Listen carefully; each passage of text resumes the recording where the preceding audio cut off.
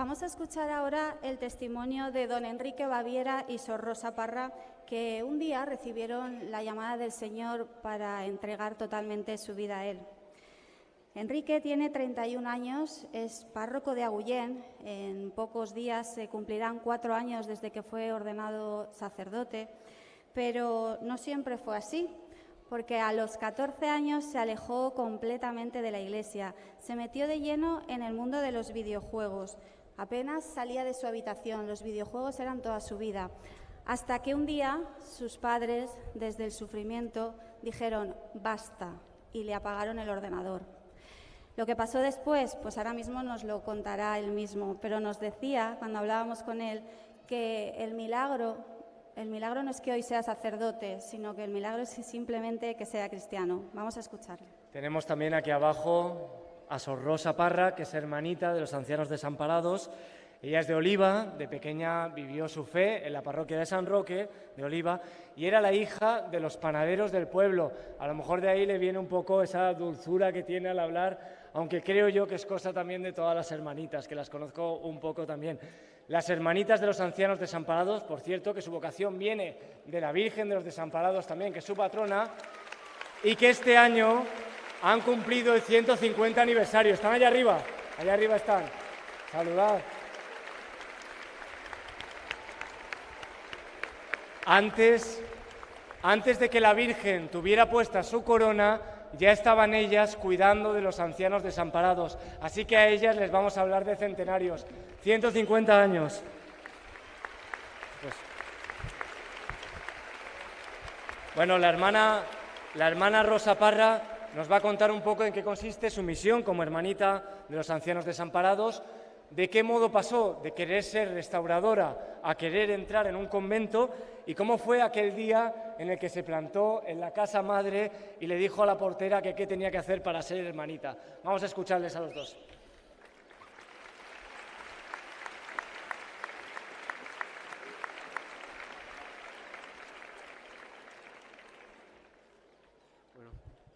Buenas noches, me llamo Enrique, soy sacerdote, pero como ha dicho bien en la presentación, no siempre he sido sacerdote, obviamente. Pues ya han contado algunas cositas, simplemente compartir que bueno, aunque he nacido en una familia cristiana, he tenido ese regalo. Mis padres se han esforzado mucho en transmitirme la fe, pero sin embargo al final la libertad de Dios, de los hijos de Dios, pues nos hace a veces tomar ciertas elecciones que no siempre son las mejores. En mi caso, pues desde los 14 años más o menos, empecé pues esa época de rebeldía, ¿no?, que todos hemos pasado tal vez, y en mi caso pues me llevó pues a meterme de lleno en el mundo de los videojuegos, en un juego que entonces tenía como unos 12 millones de jugadores, un juego online, y poco a poco eso se fue convirtiendo en mi modo de vida. Durante esos años también la distancia con mis padres cada vez fue mayor, empecé a escuchar música cada vez pues más agresiva, pues bastante heavy metal, me gustaba mucho vestir de negro, no quería saber nada de Dios, no quería saber nada de la Iglesia. Y cuando tenía pues unos 18 años, pues ese modo de vida que ya pues para mí era mi felicidad. Yo pensaba que yo había encontrado por fin algo que por fin me hacía feliz. Yo me conectaba todas las tardes, estaba con mis amigos, estaba entre los mejores, llegué a un ranking de los 100 mejores de España, del juego al que jugaba, estaba pues la verdad que en la cresta de la ola, ¿no? Tú te crees en ese momento que tu vida va bien, que por fin has encontrado esa felicidad y yo estaba dispuesto a seguir así en este camino pues hasta el final. Y sin embargo, pues mi primer año de universidad, pues sucedió que las notas ya no fueron respondiendo, cada vez la cosa estaba peor y al final pues llegó una ocasión en la que hubo una discusión muy fuerte en mi casa, hasta el punto de que ya las discusiones pues se habían convertido cada vez más frecuentes, por desgracia, y llegó un punto en el que pues bueno, hubo una ruptura total, desapareció ese ordenador con el que tanto, pues no solo el ordenador, ¿no?, sino todos los amigos que tienes detrás, todo ese estilo de vida desapareció Y para mí, pues bueno, era como si me arrancaran la vida, ¿no? Yo no podía entender cómo, si yo había encontrado la felicidad en algo, alguien me la arrebatase de esa forma, ¿no? Y me acuerdo que hubo una discusión muy fuerte en casa, di un portazo, me marché, estuve dando vueltas por Valencia hasta las 4 o las 5 de la madrugada, desaparecido, y me pasaba de todo por la cabeza, ¿no? Yo no entendía cómo mis padres pues podían hacerme esto, ¿no? Y aquel día tomé una decisión que fue la de regresar a casa, porque pues tampoco tenía muchas más opciones, pero cualquier cosa que mis padres hubieran hecho por mí la valoraba en nada, ¿no? Para mí era, pues bueno, como si nunca hubieran hecho nada por mí, ¿no? Y entonces tomé la decisión de no volver a dirigirles la palabra nunca más hasta que recapacitaran, ¿no? Imagínate, ¿no? Qué clase de hijo, ¿no? Al final el amor es un arma de doble filo. Tú cuando amas a alguien pues tienes una debilidad, ¿no? Y yo esto lo utilicé para hacerle daño a mis padres en aquella época, por desgracia, ¿no? La salvación pues vino pues en una comida familiar en la que un primo mío pues iba a confirmarse, yo no me había confirmado, y un tío mío que es padrino de bautismo pues me dijo: Quique, ¿cómo tú todavía no te has confirmado si ya estás con 18 años? ¿Y a qué esperas, no? No tienes nada que perder. Y entonces pues dije, pues bueno, pues me acerqué a la parroquia que hay frente a mi casa, y le dije esto a los que habían allí, digo, pues vengo porque quiero confirmarme, ¿no? Me pusieron enseguida en un grupo de confirmación, y todo esto a espaldas de mis padres. Eso es lo más gracioso, que no quise decirles nada porque no quería darles esa satisfacción. y entonces, pero allí que fui, y entonces, pues por probar, ¿no? Y empecé a descubrir un grupo de amigos con el que me sentía querido profundamente. No me preguntaban de dónde venía, no me preguntaban mi currículum, no me sentía juzgado, simplemente me sentía querido, ¿no? Y esto para mí ya era mucho. Todo ese mundo de ordenadores, de videojuegos, cada vez empecé a añorarlo menos, hasta el punto de que al final, pues yo llegaba a mi casa y llegaba contento de la catequesis de confirmación, y me paraba para decir, no, tienes que seguir sin dirigirle la palabra a tus padres, no, sigues con el cabreo, pero ya no me nacía, ¿no? Y llegó un día en el que pues bueno, hubo una catequesis preciosa que se nos puso algunas escenas de la película de La Pasión, de Mel Gibson, que todos yo creo conoceréis, y al final el mensaje fue este, ¿no? Que había alguien que me amaba tanto que había muerto por mí, y ese alguien no era alguien cualquiera, sino que era Dios mismo, ¿no?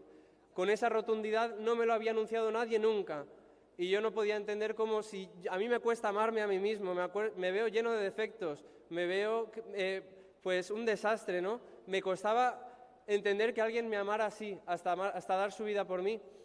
Y recuerdo que empezó a surgir, a tener un encuentro con este amor de Dios. Empecé a tener una alegría en el corazón que es como un fuego, que no se apaga, ¿no? Que no pasa y que no vale nada comparado con esa felicidad que yo creía tener. Y entonces hubo un día que al final esto tenía, pues paró, ¿no? ¿A qué me refiero? Un día regresando yo empecé a tocar la guitarra en el coro de la iglesia, pasé del heavy a tocar en misa, y Dios está aquí, y bueno,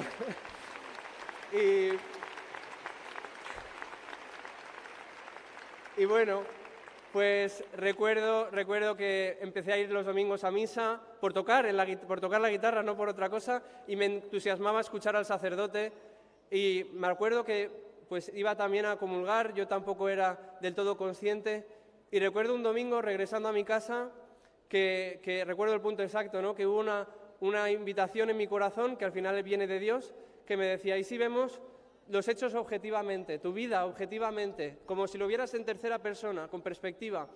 Yo estaba acostumbrado a verlo siempre desde mi punto de vista, que no es objetivo, que es un punto de vista de víctima.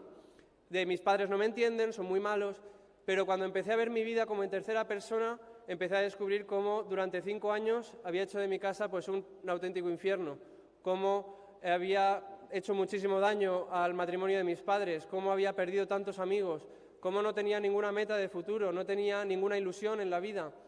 Y al final, lo que más me dolía era llevar más de un mes y medio sin dirigirle la palabra a mis padres.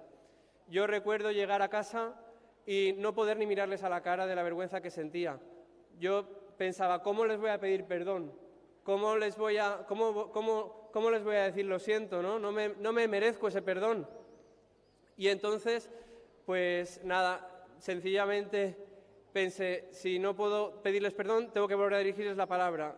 Y aquel día, pues me acuerdo que en la cena, pues mi madre me trajo un plato de sopa, creo que era, y me decía, mi madre es muy cariñosa, aquí tienes, cariñín, ¿no? Y yo, pues con la boca pequeña, mirando al suelo, dije un gracias, ¿no? Y a lo mejor, bueno,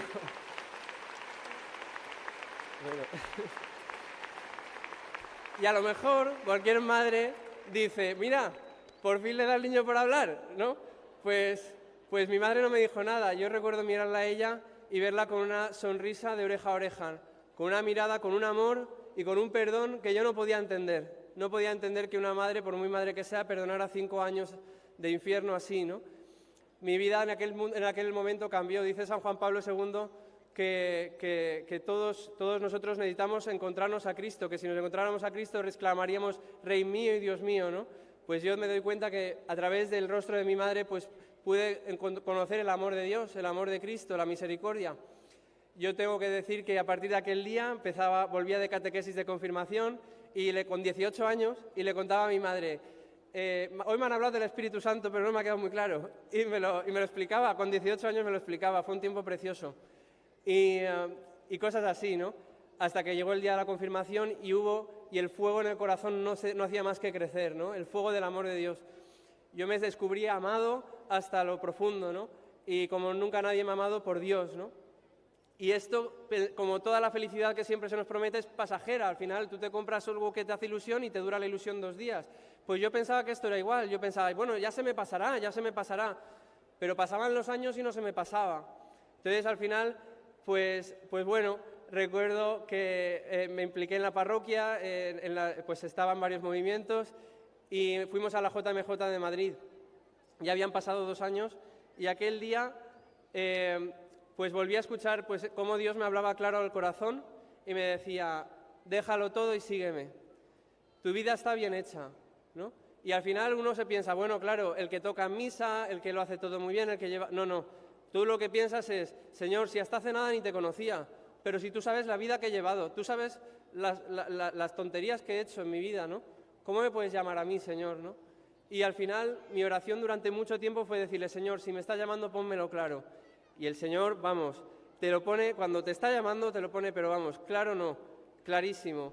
Y al final, pues con miedo, pues di un día el paso a una convivencia vocacional, entré al seminario y, pues bueno, puedo decir que no me arrepiento de ello, ¿no? Que el Señor al final, pues como también compartían antes en el testimonio, si el Señor al final te da una felicidad, te da un amor, te da una nueva forma de vivir, que tú puedes pensar que lo tienes todo, pero como no tienes nada con lo que comparar, como no conoces el amor del Señor, te piensas que lo tienes todo, pero cuando por fin lo conoces, dices, esto no tiene comparación, ¿no? Bueno, pues por eso digo que el milagro en mi vida es que yo sea cristiano, no sacerdote, cristiano, y sacerdote también. Bueno, y ya está. Y ahora le cedo la palabra a la hermana, que contará un poco más sobre la vida religiosa. Bueno.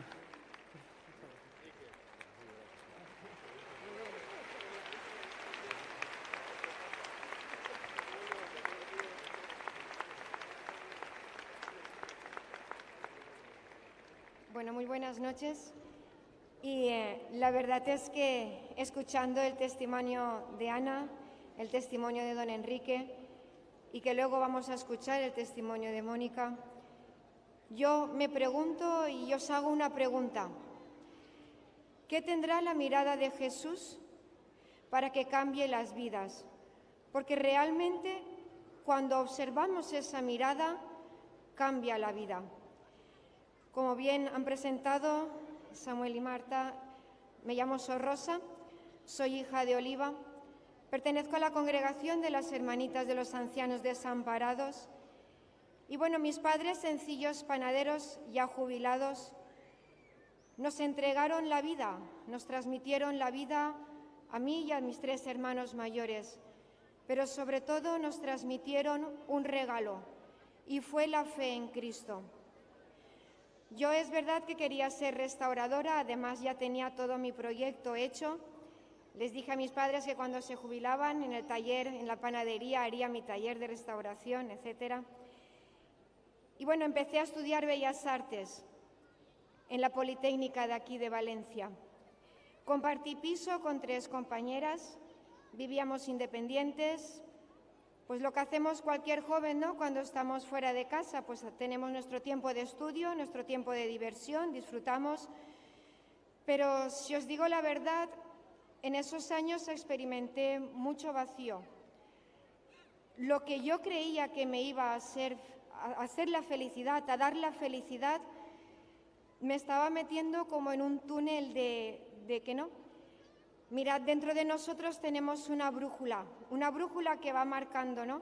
¿Dónde está la felicidad? Y realmente a mí en esos años, noté un vacío interior, que sí que es verdad que el Señor, por su gran misericordia, dispuso en mi camino varios encuentros que solo voy a compartir con vosotros 2 rápidamente.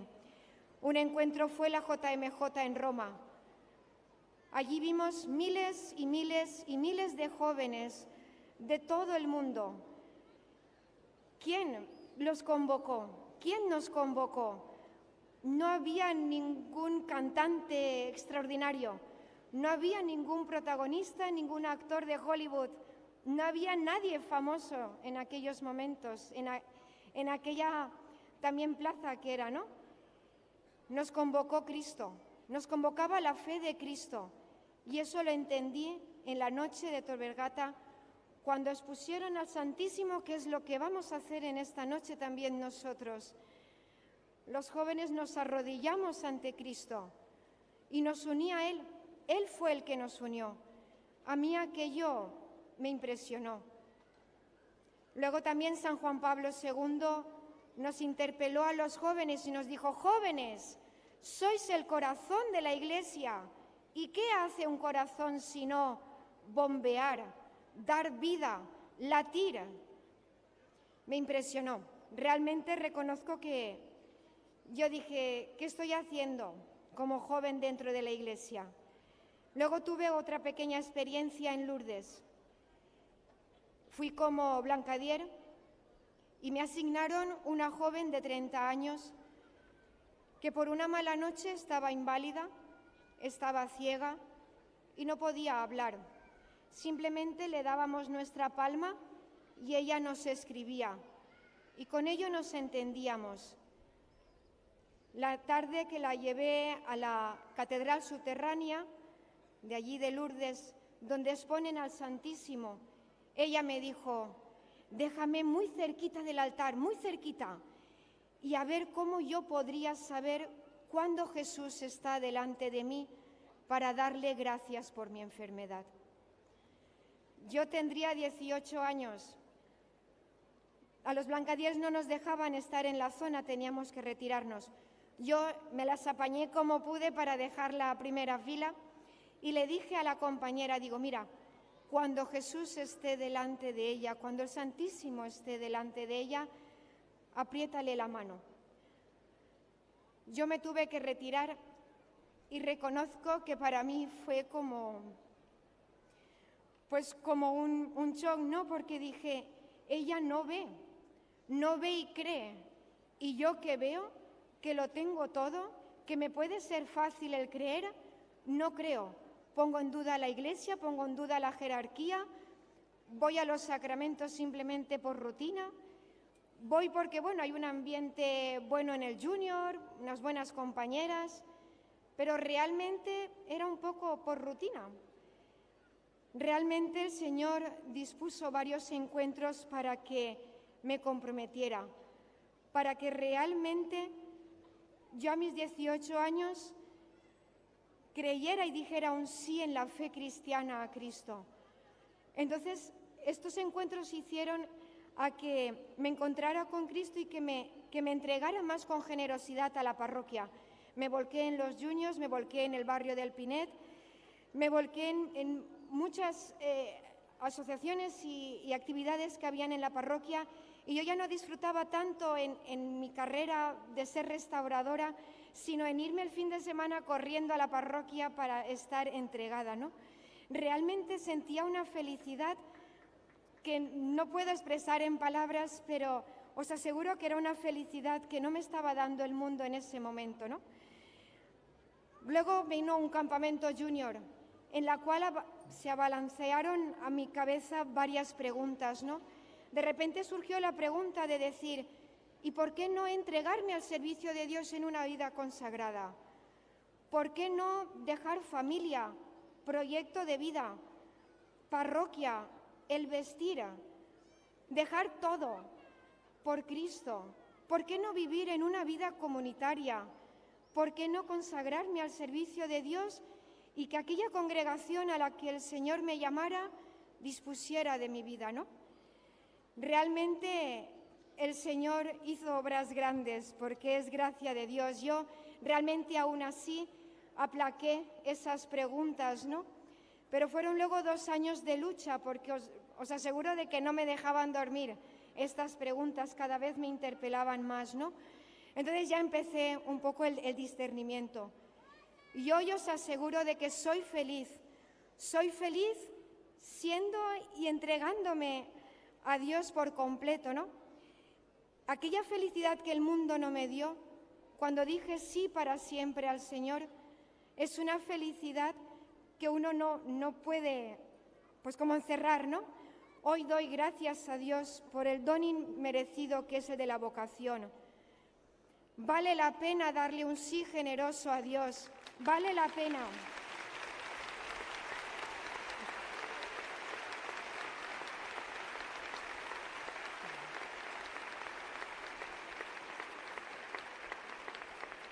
María creyó, y porque creyó, dijo sí, y el Verbo de Dios se hizo carne. ¿Cuántos proyectos puede hacer Dios en cada uno de nosotros si decimos un sí generoso? La Virgen, bajo la advocación de la Mare de Déu des Desemparats, para las hermanitas no solo es una madre y una protectora o nuestra patrona, que allá donde vamos la llevamos, sino es un ejemplo, es una escuela.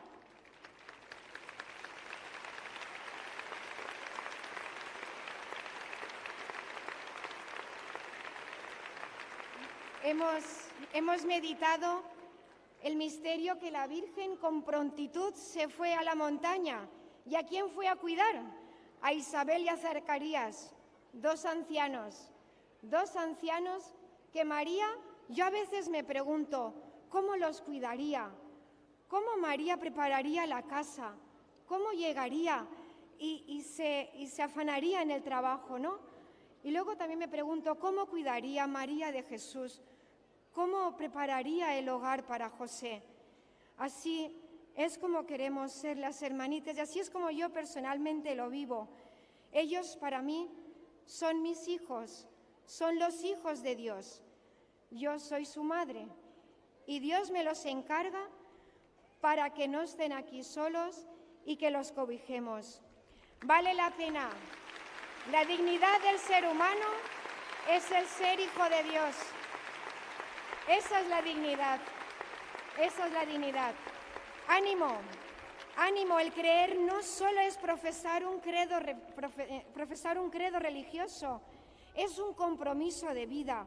Es servir a los demás con generosidad y diligencia, como lo hizo la Mare de Déu des Desemparats.